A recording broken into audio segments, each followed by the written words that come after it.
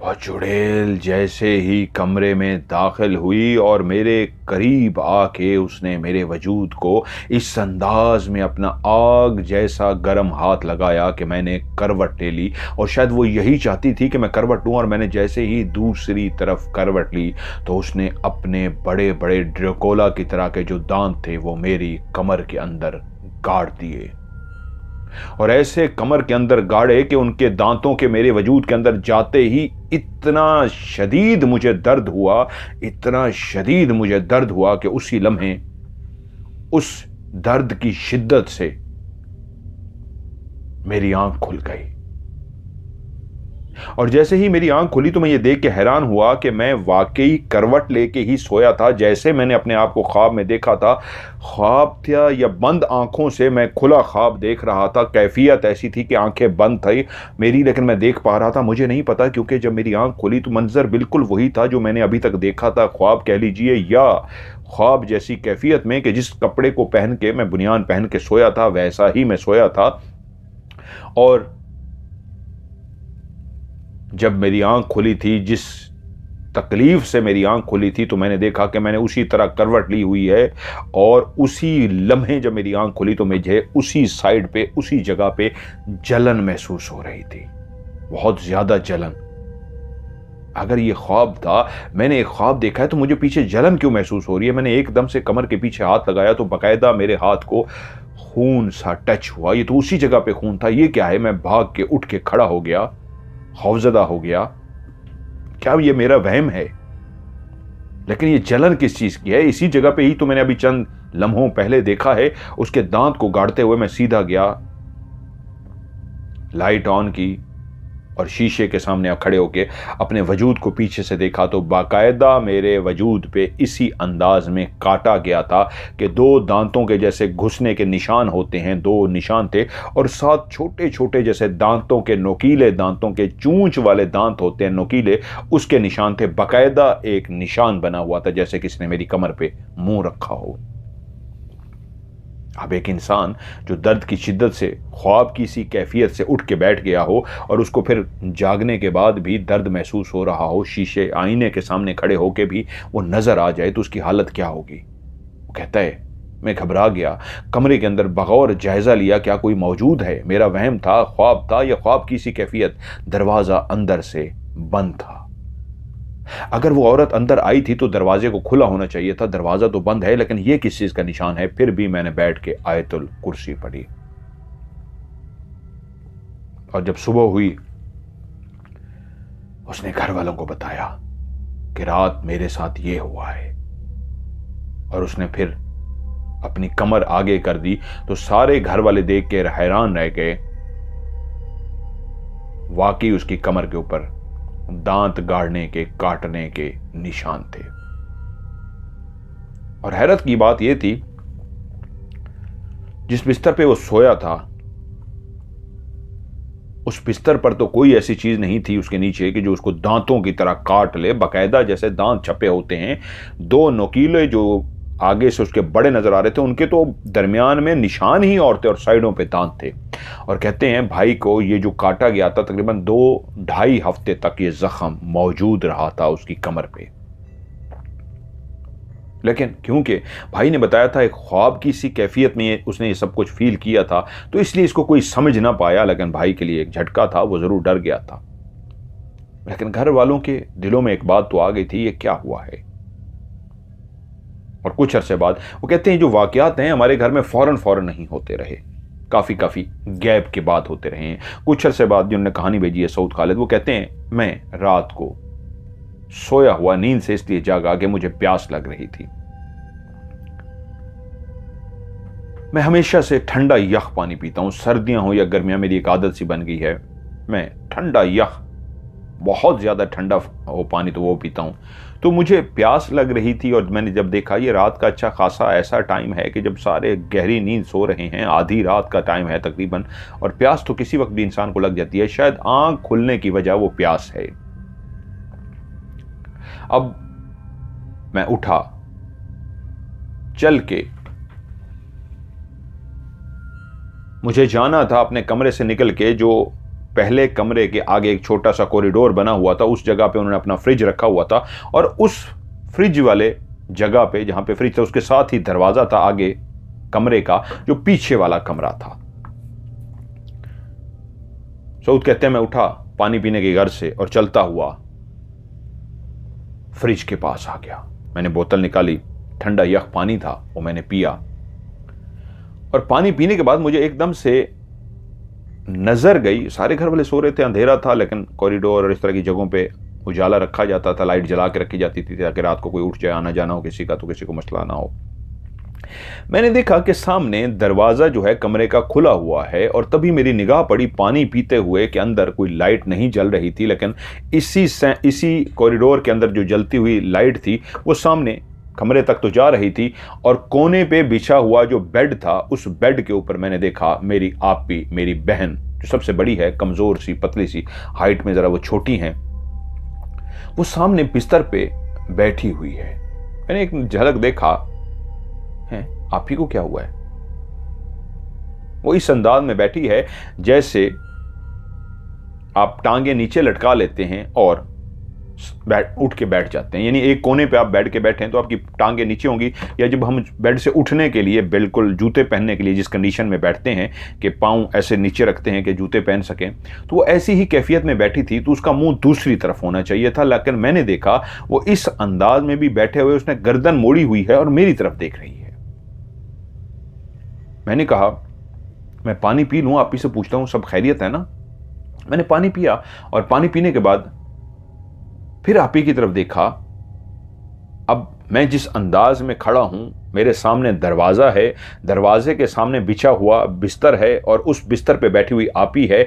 इस अंदाज में आपी मेरे राइट साइड पे देख रही हूं। अगर वो सीधा मुंह करके बैठती तो उनका मुंह सामने की तरफ होता, लेकिन उन्हें गर्दन मेरी तरफ मोड़ी हुई थी। और मैंने तभी पूछा आपी? खामोशी, रात का अंधेरा और आपी मेरी तरफ ही देख रही है। हाँ, ये आपी थी, वही कमजोर सी, वही छोटे से कद वाली, लेकिन उसके कपड़े नहीं देख सकता था, इतना उजाला तो नहीं था उस कमरे के अंदर। बाहर से जाने वाली रोशनी मुझे इतना जरूर दिखा रही थी कि मेरी आपी उठ के बैठी है और मैं उससे पूछने पे मजबूर हो गया, आपी सब खैरियत है ना? सब ठीक है ना? क्योंकि मैंने जब आपी को देखा कि वो जाग भी रही है, बैठी हुई भी है और वो मुझे जवाब नहीं दे रही, तो फिर मैंने अगला जुमला जो उनसे पूछा, जो मेरे एकदम से जहन में आया कि आप यहां पे क्या कर रही हो? ये एक जुमला जैसे ही मेरे दिमाग में आया कि आप ही मुझे जवाब भी नहीं दे रही, सब खैरियत है, और आप यहां पे क्या कर रही हो, इस बिस्तर पे क्या करने आई हो? ये उनका बिस्तर तो था नहीं। और फिर मैंने आखिरी जुमला वहीं पे खड़े होके कहा, अभी बोतल मेरे हाथ में थी, कि आप ही जवाब क्यों नहीं दे रही? मैंने कहा कोई मसला ना हो क्या वो आप ही को? और पहली बात है इधर आप ही आके बैठी है, कोई बात करने आई है, किसी परेशानी में आ गई है, या क्या हुआ है? जवाब भी नहीं दे रही, गर्दन उसकी मेरी तरफ है और इधर आने का मतलब है। मैंने जल्दी से बोतल वापस फ्रिज में रखी और मैं तेजी से कमरे में दाखिल हुआ कि लाइट जलाऊं और आप ही से पूछ सकूं सब खैरियत है ना। अब उस दरवाजे का एक दरवाजा खुला हुआ था और एक पट, जिस तरह मैंने पहले भी स्टोरी में कहा है, दो दरवाजों वाले होते हैं, दो लकड़ी के पट होते हैं, दरवाजे होते हैं। तो एक बंद था, एक खुला हुआ था। जो एक खुला हुआ था उससे मुझे नजर आ रहा था। मैंने पानी की बोतल रखी और मैंने तेजी से अंदर कमरे में गया और मैंने लाइट जला दी और मुड़ा कि आप ही क्या हुआ है? तो एकदम से मेरे रोंगटे खड़े हो गए। आप ही कमरे में नहीं थी। क्या आप ही ने कोई शरारत की है? क्या आप ही ने मुझे डराया है या क्या हुआ है? क्योंकि वो बाहर निकलती तो मेरे पास से ही गुजर के जाती, दरवाजे के साथ ही तो बटन था जिसको अंदर घुसते ही मैं जलाने लगा था। और इतनी देर में वो कैसे मुमकिन है कि मैं जब दाखिल हुआ तब मेरी निगाह पड़ी आप ही बैठी हुई थी। दरवाजे के अंदर दाखिल होते वो क्लियर सामने है और दाखिल होते ही सिर्फ बटन ऑन करना है मुड़ के। सिर्फ इतना 1 सेकंड या 2 सेकंड लगे होंगे कि दरवाजे से दाखिल होकर मैंने देखा सामने आप ही है और उसी दरवाजे के साथ ही जो बटन था उसको सिर्फ मैंने ऑन किया है। 2 सेकंड कह लीजिए, 3 सेकंड कह लीजिए। 3 सेकंड में आप ही भाग के कैसे बाहर जा सकती थी? हाँ, एक काम हो सकता था, वो मेरे से शरारत करती, नीचे इधर उधर कहीं छुप सकती थी। और तभी मैंने देखा आप ही नहीं है। मैंने पूरे कमरे के अंदर उनको छानना शुरू कर दिया। पूरे कमरे में वो नहीं थी। लेकिन मेरी दिल की धड़कन तेज हो गई थी कि मामला वो वाला नहीं है जो मैं सोच रहा हूँ। मैं फ़ौरन वहाँ से निकला और उस कमरे में गया जहाँ पे वो वहाँ पे मेरी बड़ी सिस्टर, मेरी आपी सो रही थी। उसको जाके देखूँ कि कहीं छुप गई है, शरारत की है या क्या हुआ है। और जाके देखा तो वो वाकई अपने बिस्तर पर गहरी नींद सो रही थी। तभी मुझे लगा कि नहीं, इतनी देर में भाग के इस तरह आके वो सो नहीं सकती, तो फिर वो कौन थी। मैं डर गया। मैं तेजी के साथ भागता हुआ अपने बिस्तर पे गया। मेरे अंदर खौफ सतारी था और शायद पहली दफा ऐसा मंजर मैंने क्लियर देखा था कि आप ही को देखा और आप ही गायब होगी। मैं डर गया था। खैर, मैं जल्दी से बिस्तर पर लेटा और मैंने आयतुल कुर्सी पढ़नी शुरू कर दी। और आयतुल कुर्सी पढ़ते पढ़ते पढ़ते पढ़ते जब सुबह हुई तब मैं सोया। और अगले दिन उठ के मैंने सिस्टर से, आप ही से पूछा कि रात कमरे में आप आई थी। वो एकदम बोली कि मैं क्या करने आऊंगी रात कमरे में। और उसका अंदाज बताता था कि उसको तो पता ही नहीं है। सो मैं आगे से खामोश हो गया कि ये परेशान ना हो जाए, ये कहीं डर ना जाए। इसी तरह फिर कुछ अरसे बाद बड़ा भाई फिर से घर रहने के लिए आया हुआ था। और ये रात का टाइम था कि तकरीबन आधे घंटे बाद हम लोग सारे सोने वाले थे। सोने की तैयारियां ही हो रही थी। मैं, अम्मी और सिस्टर कमरे में खड़े बात कर रहे थे कि हमारा भाई चलता हुआ बाहर की तरफ गया। हमारी उसकी तरफ तवज्जो नहीं थी, नॉर्मल सी बात थी। थोड़ी देर के बाद वो इतनी तेजी से भागता हुआ आया है कि उसके दौड़ने की जो आवाज थी, धक धक धक धक धक धक, हम लोग भी चौंक गए कि कोई भाग रहा है, क्या हुआ है। बड़ा भाई था मुझसे, वो भागता हुआ तेजी के साथ अंदर आया। उसको सांस चढ़ा हुआ था, उसके चेहरे पे बेइंतहा खौफ था, वो बहुत ज्यादा डरा हुआ था। हम भी परेशान हो गए कि क्या हुआ है, क्या हुआ है, उससे पूछना शुरू हो गए। तब उसने बताया कि मैं आप लोगों के साथ ही अभी अभी गुजर के गया हूँ और बरामदे से गुजरने के बाद जैसे ही मैं सहन में दाखिल होने लगा हूँ तो सामने मेरी निगाह पड़ी है बिल्कुल इंसान के कदो कामत की तरह। जिस तरह इंसान का हुलिया होता है, बाजू होते हैं, टांगें होती हैं, पाँव होते हैं, पूरा वजूद होता है, पूरा ही उसका वजूद था। वो काला स्याह था। उसकी आंखें मैंने नहीं देखी, उसके कान नाक मैंने नहीं देखे, लेकिन पूरा काला स्याह जैसे साया होता है धुएं का बना हुआ, वो बिल्कुल सामने खड़ा था। और जैसे ही मेरी उस पर निगाह पड़ी, मेरी आंखों के सामने ही 2 सेकंड में उसने उसको खड़ा हुआ देखा है। मैंने सहन में जैसे ही कदम रखा तो मेरी सामने उस पर निगाह पड़ी। 1, 2 और तीसरे सेकंड वो गायब हो गया। 2 सेकंड मैंने उसको क्लियर देखा, तीसरे सेकंड मेरी आंखों के सामने वो गायब हुआ है। अगर किसी इंसान का शैडो बन रहा हो, साया बन रहा हो, तो वो इतना क्लियर नहीं होता जितना वो क्लियर था। बिल्कुल काला स्याह जैसे धुआं होता है, ऐसे धुएं की तरह था और बिल्कुल रोशनी में खड़ा हुआ था। अंधेरे में तो हो सकता है बल्ब की रोशनी में किसी का साया बन रहा हो, लेकिन जितनी क्लियर रोशनी में वो खड़ा था वो किसी का साया नहीं था, वो खुद एक काला स्याह साया था। और उसी लम्हे वो गायब हो गया और मैं भागता हुआ अंदर की तरफ आ गया। अगला वो वाकया बताते हैं। सऊद कहते हैं, बहन भाइयों में कहते हैं मैं ज़रा हेल्दी हूँ, काफ़ी वज़न है मेरा, काफ़ी मोटा हूँ, क्योंकि मैं जब इस घर के अंदर 2008 में हम आए थे तो उस वक्त मैं अभी पैदा नहीं हुआ था, मैं अपनी अम्मी के पेट में था। और इस घर में शिफ्ट होने के तकरीबन 2-3 महीने बाद मैं इसी घर में पैदा हुआ था। लेकिन उस वक्त भी मैं बहुत सेहतमंद बच्चा था और बाद में खा खा के मैं मोटा भी हो गया। वो कहते हैं, ऐसे ही मैं एक रात अपने बिस्तर पर लेटा हुआ था, सो गया। रात का कौन सा पहर था कि मेरी आंख खुली। और मेरी आंख जिस वजह से खुली थी, मुझे ऐसा महसूस हुआ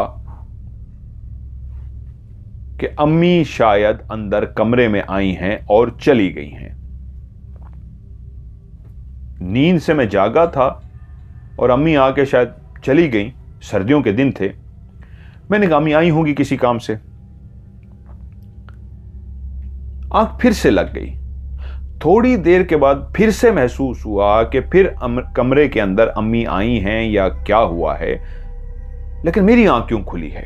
अम्मी के आने से मैंने इतनी कच्ची नींद भी नहीं सोता था कि अम्मी के आने से मेरी आंख खुल जाए। गहरी नींद होती थी, लेकिन दूसरी दफ़ा फिर से मेरी आंख खुली, लेकिन मुझे महसूस हुआ कोई फिर से बाहर चला गया है। और यकीनन अम्मी इस तरह आ सकती थी किसी चीज़ के लिए। थोड़ी ही देर के बाद मुझे महसूस हुआ कि बाकायदा अम्मी ने फिर से दरवाज़ा खोला है, और दरवाज़ा खोलने के बाद वो अंदर दाखिल हुई हैं, और अंदर दाखिल होने के बाद मेरी चारपाई के करीब आई हैं। मैं उसी वक्त समझ गया अम्मी शायद मुझे अभी जगाएंगी या मुझसे कोई बात करेंगी। अच्छा, अब जब इस वक्त अम्मी वो इस अंदाज में आई हैं, चलते हुए कमरे के अंदर के आके मुझसे बात करेंगी, तो उस वक्त रज़ाई के अंदर ही, मैंने रज़ाई मुंह पे डाली हुई है, मेरी आंखें खुल गईं, इसलिए कि अम्मी आई हैं, शायद तहज्जुद पढ़ने के लिए आई हैं, तहज्जुद का टाइम हो गया है, क्या हुआ है, क्योंकि 2 दफ़ा पहले भी आंख खुली थी, फिर मैं सो गया था, और शायद अब जब आंख खुल रही थी तो तहज्जुद का टाइम हो चुका हो। तो इस वक्त जब मैंने रज़ाई के अंदर ही आंख खोली, तो एक होता है इंसान सोया हुआ गहरी नींद से आंखें खोलता है तो उसको लगता है कि वो अभी आंखों में नींद है, खुमारी है, क्या क्या बात करनी है, ताकि वो फिर से सो जाए। लेकिन मेरी आंखें इस अंदाज में खुल गईं जैसे दिन को हम फ्रेश होते हैं, बिल्कुल नींद का नामो निशान नहीं होता, सुबह उठते हैं, नाश्ता करते हैं और अपने काम पे निकलते हैं, कैसे फ्रेश होते हैं, कैसे आंखें खुली होती हैं। उस वक्त मैं हैरान ये हुआ जब अम्मी मेरे करीब आई बिस्तर के, और मुझे लगा कि वो मुझसे कोई बात करने आई हैं, तहज्जुद के लिए हैं, तो अंदर मैं ऐसे हशाश बशाश कैसे जाग गया हूँ, ये मुझे समझ नहीं आई। मैं बिल्कुल फ्रेश जागा हुआ हूँ, ऐसे जैसे मैं सोया ही नहीं हूँ, ऐसे आंखें खुल गई हैं, जैसे मैं काफी देर से लेटा हूं लेकिन नींद नहीं आ रही, फ्रेश मेरी आंखें। और तभी जो मैं महसूस कर रहा था कि अम्मी तहज्जुद की नमाज के लिए मुझे जगाने आई हैं, लेकिन अम्मी ने मुझे जगाया नहीं, मेरे करीब आई हैं और आके खड़ी हो गई हैं, तो ये क्या हुआ है कि उसी लम्हे मेरे पांव वाली साइड से रजाई को उठाया गया है। अब मैं जागा हुआ हूं, फ्रेश अंदाज में हूं, और मेरी पांव वाली साइड पे जैसे ही रजाई को उठाया गया है तो एक ठंडी यख हवा का झोंका मेरे पांव और टांगों को टच हुआ है। एकदम दिमाग में ख्याल आया, अम्मी ऐसा क्यों करेंगी? अम्मी जगाएंगी तो मुंह वाली साइड पे आके मुझे जगाएंगी, मुझसे बात करेंगी, पहले आवाज देंगी और मैं नहीं जागूंगा, तभी मेरे मुंह से रजाई हटा के मुझसे बात करेंगी। ये किसी ने ऐसी कैसे शरारत कर दी? और बहन भाइयों में भी कोई शरारत ऐसे क्यों करेगा कि मेरी रजाई वाली साइड पे आके मेरी रजाई हटाए? अभी मैं ये सोच ही रहा था कि मुझे ठंड महसूस हुई है, रजाई बकायदा हिलती हुई ऊपर उठती हुई मुझे क्लियर महसूस होगी, क्योंकि अंदर मैं ऐसी कैफियत में था जैसे फ्रेश हो चुका हूं, जाग चुका हूं, दिन के इंसान जिस तरह फ्रेश फिरता है। उसी लम्हे मैंने जैसे ही सोचा कि मैं रजाई हटा के देखूं कौन है, तो मुझे महसूस हुआ कोई एक ठंडा यख पहले झोंका आया हवा का, और उसके बाद एकदम कोई गर्म जैसे झोंका आता है मेरे पाँव के होते हुए, पाँव से होते हुए मेरे घुटने और मेरे पेट और मेरे पूरे वजूद के ऊपर एक गरमाइश सी आ गई। ऐसी ज़बरदस्त गरमाइश जैसे आग की तरह कोई तपिश हो, और वो एक लम्हे में मुझे तपिश महसूस हुई, लेकिन उसके साथ ही मेरा पूरा जिस्म अकड़ गया। इस अंदाज में मेरा पूरा वजूद अकड़ गया जैसे किसी चीज ने इतनी तेजी के साथ आके पूरे वजूद पे कब्जा कर लिया हो, वजूद को जकड़ लिया हो। वाकई मेरा वजूद जकड़ा हुआ था। अब मैंने हिलने की कोशिश की तो मुझसे हिला नहीं जा रहा था। जो सोच रहा था अभी अभी रज़ाई हटाऊं और देखूं, लेकिन रज़ाई हटाना तो दूर की बात है, अब तो इतनी हालत हो गई थी, सिर्फ एक आंखें थी जो मैं हिला सकता था, खोल सकता था, बंद कर सकता था, गर्दन तक नहीं हिला सकता था। पाँव, टांगे, बाजू हिलाना तो दूर की बात कि गर्दन भी मुझसे नहीं हिल रही थी, ऐसा जकड़ लिया गया था। और ना सिर्फ पहले मुझे जकड़ा गया, उसके बाद फिर मुझे ऐसा महसूस हुआ मेरे जिस्म के ऊपर बोझ आना शुरू हो गया है, वजन आना शुरू हो गया है, कोई भारी भरकम चीज है जो मेरे वजूद के ऊपर है, और उसका वजन आहिस्ता आहिस्ता बढ़ता जा रहा था। नींद की सी कैफियत में सोचना देखना कुछ और होता है, मैं तो जागा इस अंदाज में था तीसरी दफा कि जैसे कोई दिन को फ्रेश होता है, आंखें बिल्कुल खुली हुई कि कोई नींद दूर दूर तक नींद का नामो निशान नहीं है, और ऐसी हालत में ही किसी चीज ने आके ऐसे जकड़ा था, और अब उसका वजन मेरे जिस्म पे बढ़ता जा रहा था, बढ़ता जा रहा था, बढ़ता जा रहा था। उसका वजन इतना नाकाबिले बर्दाश्त होता जा रहा था कि मुझे लगा जिस स्पीड के साथ, तेजी के साथ ये वजन बढ़ता जा रहा है, बढ़ता जा रहा है, अगर इसी तरह ये वजन बढ़ता रहा तो मेरी जान निकल जाएगी। वो वाकई वज़न इतना ज़्यादा हो गया था कि मुझे लगा मेरी पसलियाँ टूट जाएंगी, मेरी जिस्म के अंदर मौजूद हड्डियाँ टूट जाएंगी, और मेरा सांस उस वज़न की वजह से जो इतना ज़्यादा हैवी हो गया था, अब मेरा सांस भी बंद होना शुरू हो गया था।